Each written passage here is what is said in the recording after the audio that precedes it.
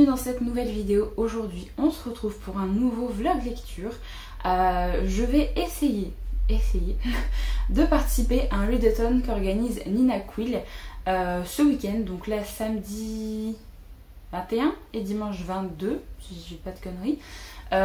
Puis voilà, elle avait envie d'organiser un readathon, j'ai vu ça sur son Instagram, je vous mettrai sa chaîne en barre d'infos mais je pense que vous la connaissez. Et du coup le but d'un readathon c'est pendant les 2 jours de consacrer un temps plus élevé que d'habitude à la lecture et essayer de faire avancer un petit peu ses lectures, de diminuer sa palle, de se faire plaisir au niveau bouquin. Donc j'ai décidé de participer et j'ai prévu 4 petites choses là. Ce sera pas forcément définitif, là on n'a pas encore commencé le week-end, on est jeudi et du coup j'avais très envie de vous tourner déjà ce plan là pour ce week-end, mais en même temps je sais pas encore si je vais ajouter d'autres choses ou pas, à voir si je peux aller chercher un graphique que j'ai envie de lire et potentiellement une autre petite lecture, on verra. Et en plus de ça j'ai vu que ma bouquinerie il faisait moins 50% sur le magasin, donc de aujourd'hui à samedi, donc si j'y vais et que je trouve des petites choses, peut-être que ça va s'inclure dans ce readathon. On verra. On verra. Pour l'instant, j'ai déjà une lecture, je pense, c'est sûr que je vais la lire ce week-end. C'est Apprendre si par bonheur de Becky Chambers. Je me suis fait une petite palle et je me suis dit, mais pourquoi ne pas directement lire ce livre-là que j'ai mis dans mon challenge où je voulais lire les coups de cœur des booktubeurs et booktubeuses et bookstagrammeurs, parce qu'il y a Rémi aussi. Donc j'ai sorti le Becky Chambers, en plus je sais que je vais passer un bon moment de lecture, je sais que ça va être doudou, que je vais adorer ma lecture, que je vais adorer les personnages. Je l'ai mis ici pour un coup de cœur de chez Paper Palace, donc voilà, c'est un roman très court, il fait 135 pages. Je peux clairement le lire ce week-end, je peux me poser et le lire même limite en one shot, donc ça je pense que c'est sûr et certain que je vais le lire ce week-end. Je l'ai acheté en plus là il y a quelques jours, donc ce serait bien de le lire directement. Ensuite, je me suis dit, il fallait que je reste pas sur une déception d'une de mes autrices un peu chouchou, qui est Colleen Hoover. Et j'ai tellement eu une déception avec Layla, j'ai pas aimé. Vraiment, j'ai juste pas aimé. J'avais pris le dernier qui est sorti en poche là récemment, qui est Cœur et âme, donc qui est sorti chez Hugo Poche. On verra bien. Comme d'habitude, je ne connais pas le résumé des Colleen Hoover. Comme pour Brittany Setcheri et compagnie, je rentre dedans sans rien en savoir. Donc on verra bien, mais il n'est pas très long. Il fait 350 pages et bon les Hugo romans c'est écrit relativement gros. C'est un one shot, c'est une romance contemporaine je pense, comme d'habitude. La petite phrase en bas c'est un été entre soleil et océan mais rempli de tant de secrets. Ce qui va être plutôt pas mal de lire un roman comme ça parce que ce week-end il prévoit de la neige je crois et des grosses tempêtes de verglas par chez moi. Donc on va partir en été sous la chaleur pour essayer de se réchauffer parce que là je pense que ce week-end ça va être cosy, pilou, tasse de chocolat ou de cappuccino pour essayer d'éviter d'avoir froid. Vous savez le petit plaid, le plaid en moumoute que je vous ai montré de mes cadeaux de Noël, et bien je pense que je vais passer le week-end dedans. Clairement ça va être ça mon objectif. Ensuite je me suis dit que ce serait cool de continuer directement une saga que j'ai commencé là cette année. J'ai lu Le Prince Cruel il y a pas longtemps, il y a genre 2 semaines, quelque chose comme ça. Et donc là je me suis dit, on part sur le tome 2 pour essayer d'avancer et pour voir si cette saga est mieux que le premier tome, parce que le premier tome... Voilà, mais j'ai les 3 tomes dans ma pied à lire, donc autant terminer cette série et avoir un avis complet, surtout que la fin du premier tome s'améliorait un petit peu. Juste le début, le côté harcèlement et voilà, enfin je vais pas revenir sur mon update lecture, mais j'ai vraiment pas adhéré au début du Prince Cruel. En plus de ça il y a des personnages que je n'aime pas, genre Tarine, que j'aime pas du tout ce personnage. Donc je vais essayer de lire le tome 2 du Prince Cruel, donc là c'est Le Roi Maléfique de Holly Black. Il est assez gros mais en même temps c'est chez Rajou et c'est écrit grand. Enfin il est beaucoup plus court que l'autre je crois. Il fait 458 pages. Mais regardez-moi les marges et la taille d'écriture, franchement je pense qu'il y a vraiment moyen que je le lise vite. Surtout que l'autre était plus gros, je l'ai lu en 2 jours. Donc là je me dis bon, il est pas très gros et au pire même si je le termine pas ce week-end, si je peux déjà bien avancer dedans ce serait chouette. Et au début je me suis dit oui j'ai envie de lire également un autre titre parce que c'est également une série que je veux lire en 2023 3. Et du coup je me suis dit que j'allais sortir aussi, à voir si j'ai le temps de la caser, à voir s'il n'y a pas d'autres lectures aussi, si jamais j'en achète qui viennent se greffer là-dedans. Mais j'ai sorti le premier tome de Kate Daniels, donc c'est Morsure Magique, donc de Ilona Andrews. J'ai pas encore commencé cette série, je sais que c'est une série qui a au moins 10 tomes, mais j'ai les 2 premiers dans ma palle, donc je me suis dit que ça pourrait être pas mal. En plus c'est de l'urban fantasy, je pense que ça va se dévorer. Ça fait 340 pages, c'est écrit grand aussi. Donc si jamais je lis tout ça, je vous ferai les résumés si jamais je les lis ce week-end, parce que sinon ça sert à rien, je vais vous les représenter dans pas longtemps. Mais pour l'instant, voilà, les 4 titres que j'ai, petit poche qui se cache, les 4 titres que j'ai un petit peu sortis de ma palle pour essayer de les lire ce week-end. Si jamais je vais faire des petits tours quelque part et que je trouve des petites choses, eh bien je vous montrerai ça dans le vlog. Sinon je pense que ça va clairement être un vlog cosy, parce que j'ai très envie de juste bouquiner ce week-end, de pas penser à grand chose, d'être au chaud. Normalement je suis en hibernation, je ne vois personne à part mon conjoint quoi, mais sinon je vois personne, donc ça sera chouette pour avancer dans les lectures. Après je pense que je vais dessiner, je pense que je vais jouer, mais grosso modo je vais essayer d'avancer directement dans mes lectures et d'avancer dans ma palle.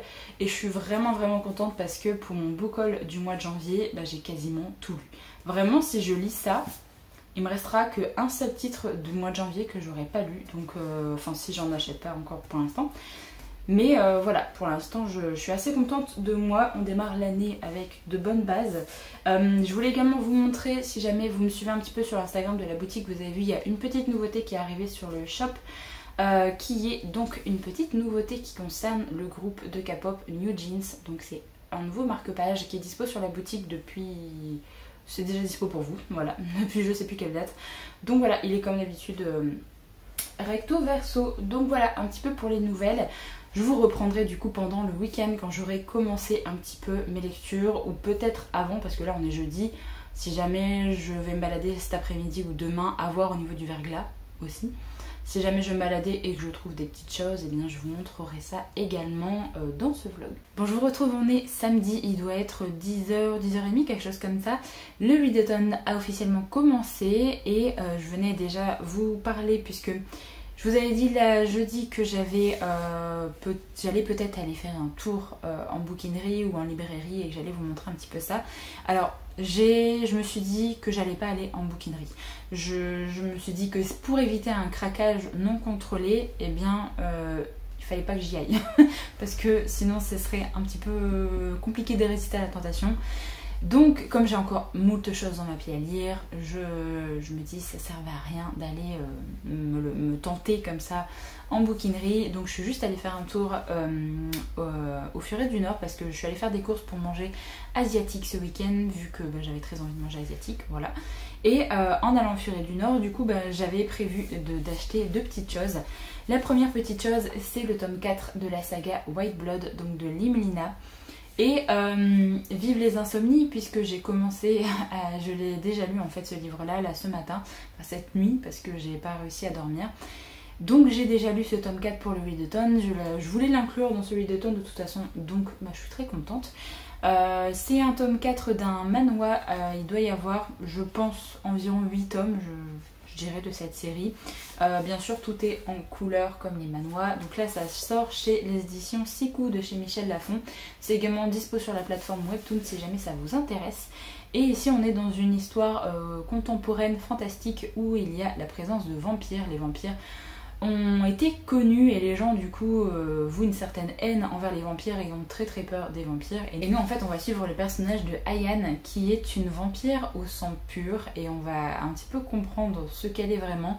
Et en gros on comprend qu'elle voue une haine envers les autres vampires et qu'elle les chasse un petit peu. Donc on va suivre ses aventures, on va découvrir d'autres personnages également, notamment un inspecteur qui a également un passé assez particulier et voilà, on va suivre un petit peu leur relation vu qu'ils vont finir par se côtoyer. Et j'aime beaucoup cette série, j'avais très envie de relire pas mal de titres sur les vampires là en 2023 et franchement cette série je l'adore vraiment beaucoup. Les graphismes sont magnifiques, voilà, franchement par derrière au niveau du dessin j'adore. J'adore les objets livres également de chez Michel Lafon parce qu'ils sont un petit peu en soft touch au niveau de la couve et j'aime beaucoup trop. Donc je continuerai à lire cette série et je suis très contente d'avoir déjà lu le tome 4. Bon, je suis moins contente de ne pas avoir réussi à dormir cette nuit, mais je suis quand même contente de l'avoir déjà lu et d'avoir avancé dans Ludeton. Mais franchement, les couleurs, les dessins, j'aime vraiment trop. Je suis une fan absolue des dessins de cette série. Donc il y a d'autres séries de webtoons que j'aimerais bien voir adaptées aussi. J'espère que ça finira par arriver. De toute façon, là, entre K-Books, entre Michel Lafon, enfin, il y en a plein qui se mettent à éditer des webtoons. Donc voilà, je pense que ça va finir par arriver. Donc c'est la première lecture que j'ai lue déjà pour le Ludeton. Et alors le deuxième achat que j'ai effectué au Furet du Nord, c'est un titre qui sortait directement jeudi ou mercredi. Non, je crois que c'était jeudi. C'est L'impératrice du sel et de la fortune de N. Guilvaux qui sort chez La Talente. Et j'ai très envie également de le lire ce week-end. Donc celui-là, je ne l'ai pas encore lu, mais c'est un format novella et c'est un premier tome de série, donc de la série Les Archives des Collines Chantantes. Il a gagné prix Hugo 2021 et j'ai entendu de très bons retours pour les personnes qui l'ont reçu en service presse et qui l'ont déjà lu.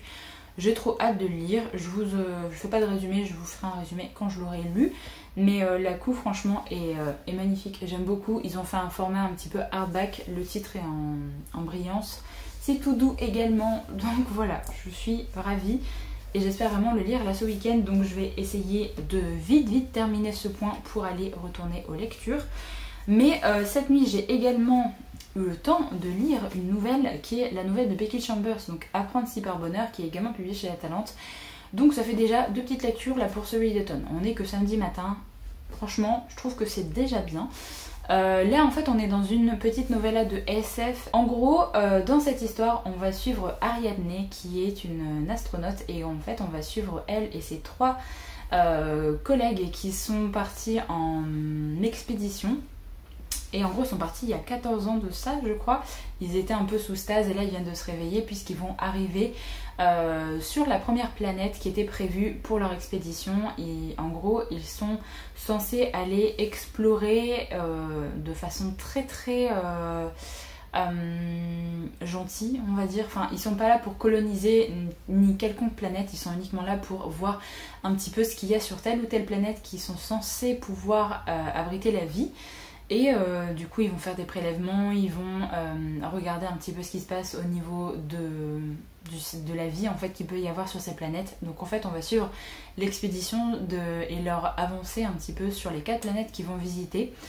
Et en gros ça va être, en gros c'est ça, hein, le petit résumé de l'histoire, c'est qu'on va suivre cette expédition et en gros on va suivre également un petit peu les 4 personnages, on va un petit peu apprendre à mieux les connaître. Et on a notamment un petit prologue qui nous dit que c'est justement Ariadne qui envoie un document vers la Terre pour essayer de donner un peu des nouvelles et pour elle également avoir des nouvelles de la Terre puisqu'il s'est passé quelque chose et elle veut un petit peu savoir ce qui se passe. Donc on essaye de comprendre un peu plus pourquoi elle a envoyé ce document et en gros elle nous raconte un petit peu son expédition avec ses collègues. Donc moi c'est le 3e titre de Becky Chambers que je découvre. J'avais lu le premier tome de sa série l'espace d'un an, j'ai également lu Un psaume pour les recyclés sauvages. Donc là je lis un 3e titre d'elle avec cette petite novella. J'ai vraiment bien aimé, j'ai passé un bon moment parce que je me suis vraiment laissée embarquer dans cette histoire, dans cette expédition. J'ai trouvé que c'était assez contemplatif à certains moments. Si vous aimez le côté science, que ce soit par rapport à l'espace, que ce soit par rapport à tout ce qui est biologie, je pense que clairement ça peut vous plaire parce qu'on a beaucoup ce côté-là. Même si vous n'êtes pas calé dans tout ce qui est science, ne vous en faites pas parce que c'est expliqué vraiment de façon assez simple. À plein de moments en fait, je trouve que ça nous apprend plein de choses. Parce qu'elle décrit des choses et alors il y a des choses qu'elle invente forcément pour son histoire qui sont pas vraies au niveau technologie, mais parce qu'on est quand même dans une fiction, on n'est pas dans un titre vraiment qui se base sur que des choses qui existent dans notre monde. Et à certains moments par contre elle évoque certains sujets notamment en biologie qui sont du coup vrais et je trouve que ça nous permet d'apprendre certains petits trucs en même temps, donc c'est chouette. J'ai bien aimé les personnages aussi, je trouve que c'est un petit peu Alors en fait, à chaque fois on nous dit que c'est l'autrice phare de la SF positive. Mais je trouve que ce titre-là est un petit peu tristoun quand même. Hein. Surtout au niveau de ce que vont ressentir un petit peu les personnages. Je trouve que c'est le livre qui est le moins positif qu'elle ait pu faire pour l'instant, enfin de ce que j'ai lu d'elle. J'ai quand même préféré un psaume pour les recyclés sauvages parce que je me suis un peu moins attachée au personnage là de cette novella. J'aurais bien aimé que le côté science soit un peu moins présent et qu'on ait un peu plus encore de développement de personnage peut-être parce que j'ai eu un peu de mal à m'attacher à certains persos, mais j'ai quand même bien aimé suivre cette expédition et j'ai bien aimé un petit peu tout ce qu'elle peut essayer de mettre en place au niveau réflexion sur la science là plutôt. Je pense que j'ai également préféré un psaume pour les recyclés sauvages parce qu'on avait plus le côté philosophique sur la vie et sur l'humain et plus ce côté questionnement là qui m'a plus plu que dans cette novella. Je suis très contente d'avoir découvert un nouveau titre de Becky Chambers et j'espère vraiment avoir le temps de découvrir la totalité de cette série de l'espace d'Adam parce que j'aimerais bien relire le premier tome et continuer avec la suite ce que je n'avais jamais fait. Donc voilà, très contente d'avoir lu ce titre là et là en fait je sais pas encore vers quoi je vais me diriger. Donc j'ai déjà lu les deux titres là, voilà. Je suis très contente déjà pour ce début de l'huile d'automne. Je pense que je vais peut-être lire ça aujourd'hui du coup, l'impératrice du sel et de la fortune. Enfin là peut-être en début d'après-midi parce que là faut que j'aille préparer à manger. Mais je vais peut-être me lire ça et après peut-être que je vais attaquer l'un des gros bébés que je vous ai présenté, donc soit le tome 2 du Prince Cruel ou soit le premier tome de Kate Daniels, ou alors j'ai aussi le Colleen Hoover. Ah peut-être que je me fais le Colleen Hoover aujourd'hui et du coup j'essaye de lire ça aujourd'hui et du coup demain j'entame l'un des gros bébés, je sais pas, donc de toute façon je viendrai vous revoir peut-être demain pour vous dire un petit peu vers quoi je vais partir, mais je pense qu'aujourd'hui je vais peut-être partir vers ça. Ouais, je pense que je vais peut-être partir vers ça, comme ça, ça déjà ça va se lire très très vite, donc je pense qu'en début d'après-midi ça va être très rapide comme lecture. Et ça au final il est pas très loin le Colleen Hoover, il fait que 350 pages. Il y a moyen aussi que je lise là cet après-midi et dans la soirée, donc voilà, je viendrai vous tenir au courant de toute façon de l'avancée de celui d'automne. Bon, je vous retrouve, on est lundi matin, je vous retrouve pour vous dire un petit peu comment s'est passé mon week-end de l'huile d'automne. J'ai absolument pas pensé à prendre la caméra hier, je suis assez mauvaise pour filmer des huiles d'automne parce que j'oublie à chaque fois de prendre la caméra, de filmer certains plans et en fait j'ai fait plein de petites choses et quand je me posais pour lire, soit je me posais directement sur une chaise pendant que je faisais un autre truc, soit quand je me posais dans le canapé, j'étais envahie de chats, du coup je lisais comme ça pour essayer d'avancer dans ma lecture, donc c'était pas ouf. Donc en plus de ça, s'il fallait que je place une caméra pour filmer des plans et tout, ça aurait été compliqué. Donc bon, là je vous retrouve pour vous dire un petit peu ce que j'ai pu lire ce week-end. Je suis assez contente parce qu'hier j'ai réussi à lire 2 autres lectures. Donc j'ai lu la petite novella, je vous disais samedi que j'allais la lire. Bah, j'ai lu samedi celle-là. Donc c'est l'impératrice du sel et de la fortune de Nguivo qui est sortie chez La Talente. Cette magnifique édition, je suis vraiment très contente de l'avoir déjà lue. C'est un petit format novella parce qu'il fait 120 pages, je crois, quelque chose comme ça. Ouais.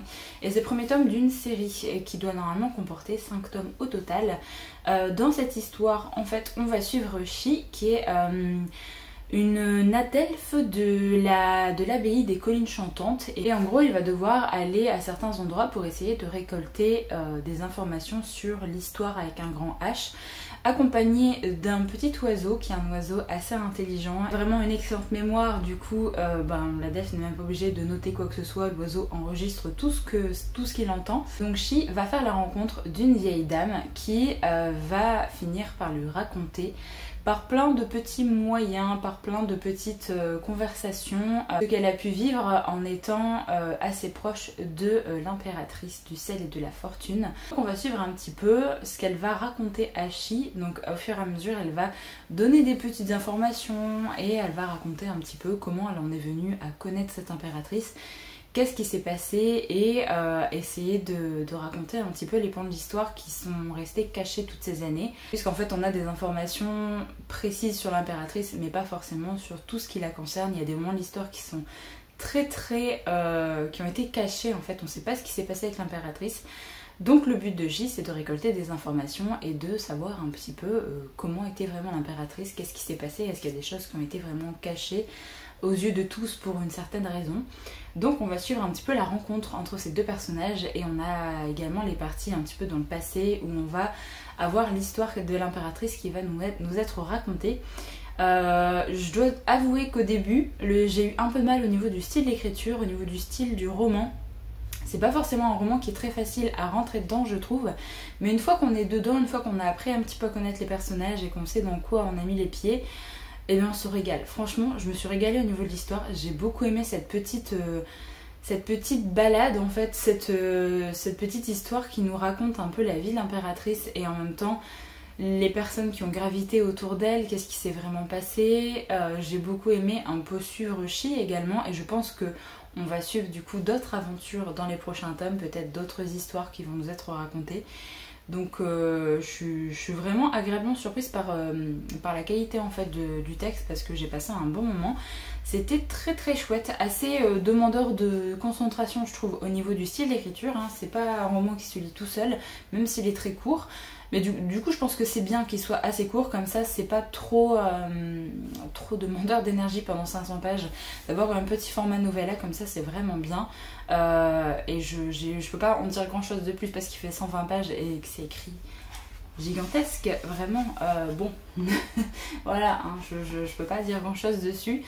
Mais j'ai quand même passé un très très chouette moment et je lirai la suite avec plaisir parce que je me demande du coup quelles sont les autres histoires qui vont nous être racontées dans les autres tomes.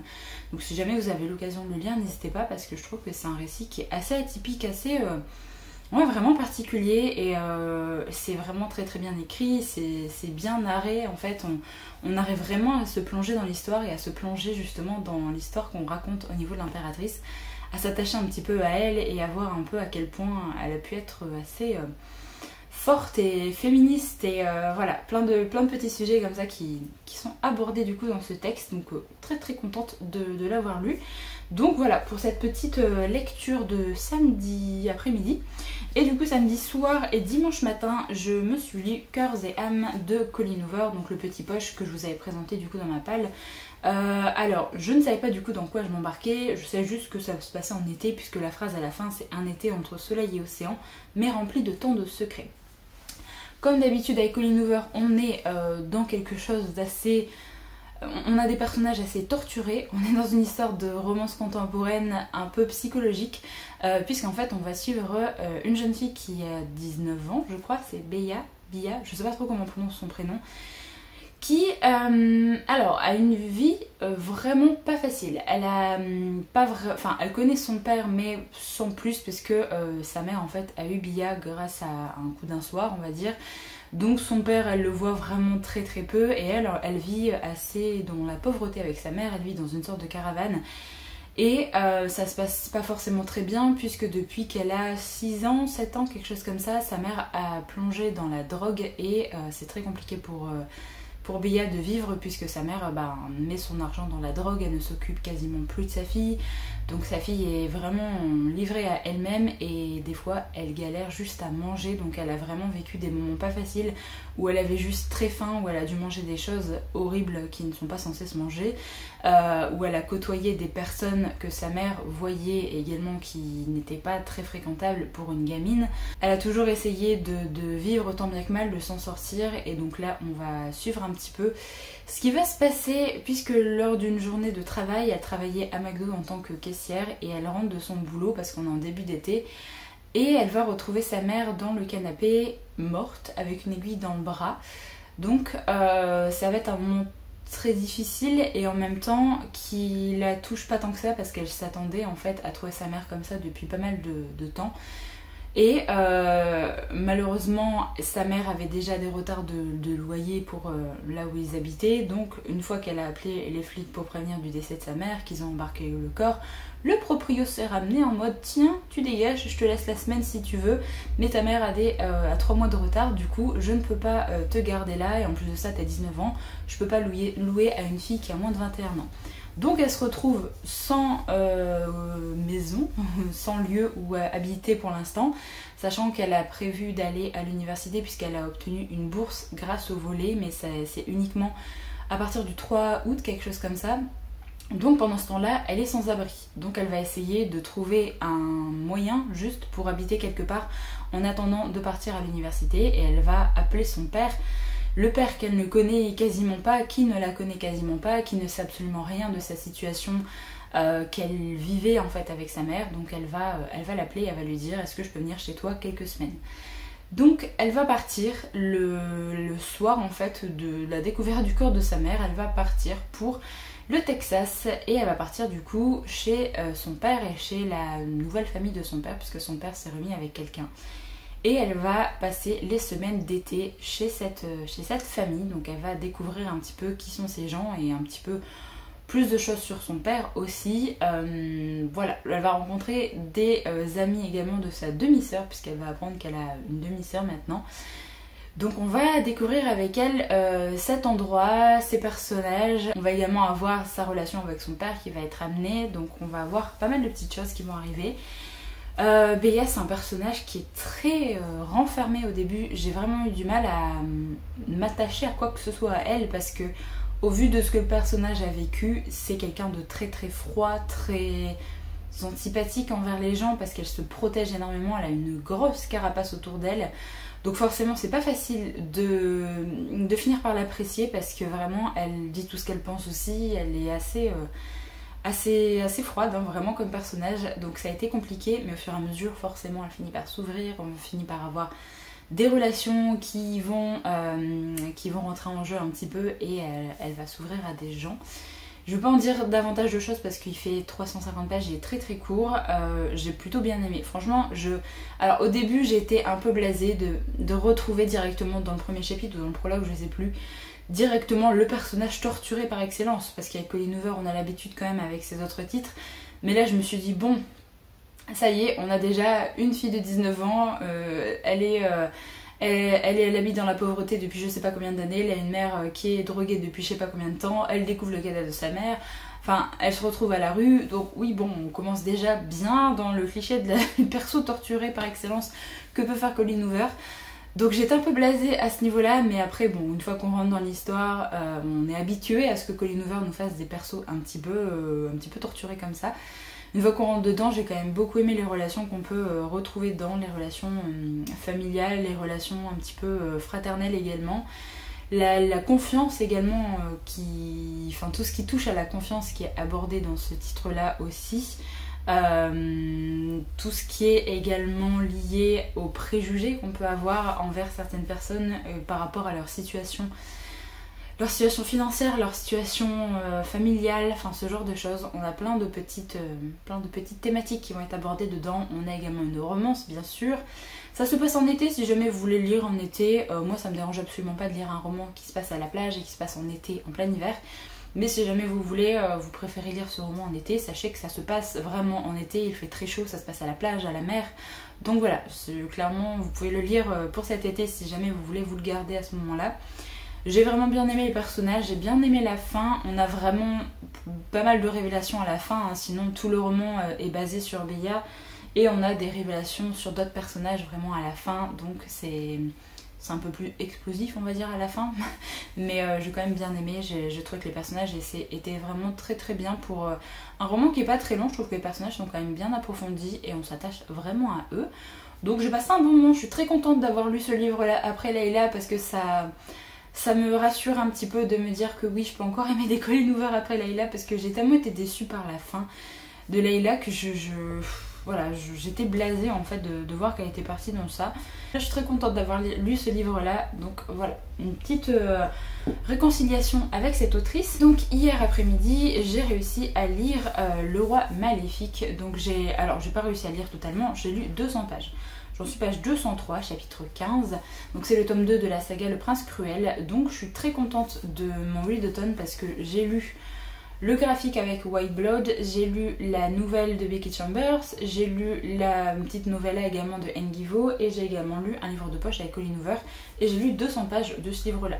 Donc franchement, pour un week-end qui était quand même un petit peu chargé parce que j'ai fait pas mal d'autres petites choses, je suis très contente d'avoir lu autant. Donc là celui-là je vais le terminer aujourd'hui, il reste 240 pages je crois, et 250 pages, ça se lit très très vite, très très bien, donc je pense qu'il va y passer aujourd'hui. Donc je vous en reparlerai prochainement parce que là pour l'instant je suis en plein dans ma lecture. Donc voilà, pour l'instant déjà je suis rassurée parce qu'il y a beaucoup moins le côté harcèlement qui était présent dans le premier tome, hein. On part sur d'autres choses, on a vraiment le côté un petit peu magouille politique, enfin ce genre de choses qui est plus présent en fait dans ce titre là. Donc voilà pour ce petit vlog spécial Readathon, j'espère en tout cas qu'il vous a plu et que ça vous a peut-être permis de découvrir certains titres que j'ai pu vous présenter dans la vidéo. J'espère si jamais vous avez participé à ce petit challenge que vous avez pu bien lire ce week-end, que vous avez pu avancer dans des titres, dans des sagas, dans des graphiques également. Donc moi je suis très très contente de celui d'Eton, franchement j'ai quand même bien lu, j'ai bien avancé aussi. Alors oui j'ai lu des livres courts, mais en même temps je me suis posée, je les ai lus et je les aurais pas forcément lus là ce week-end si jamais j'avais pas participé à ce challenge. Donc je suis très contente et très fière de moi. Donc voilà, j'ai bien avancé dans mes titres, et au moins pour tout ce que j'ai acheté au mois de janvier pour mon petit book haul, et bien j'ai plus qu'un livre à lire. Donc je suis très très contente également, ma palle n'a pas beaucoup augmenté ce mois-ci vu que j'ai lu pas mal de choses. Donc voilà, c'est plutôt une bonne chose, je suis très contente d'avoir participé à ce petit challenge, et moi j'adore ça de toute façon, les petites semaines où à 1000, à 1500, les petits week-ends à 1000, les petits week-ends de Readathon, etc. Moi j'adore participer à ce genre de choses, donc voilà, je pense que ça arrivera encore plus souvent cette année pour essayer de passer des week-ends où quand je sais que je vais pas forcément beaucoup sortir, où j'ai pas de grosses choses de prévues, je vais essayer de privilégier un petit peu la lecture le week-end là, donc ça c'est chouette. Voilà, je vais terminer ici ce petit vlog, j'espère vraiment qu'il vous a plu. N'hésitez pas à me dire si jamais vous avez lu un des romans que j'ai présenté dans la vidéo et à me dire un petit peu ce que vous en avez pensé. Moi je vous retrouve très bientôt dans une prochaine vidéo, donc en attendant prenez soin de vous.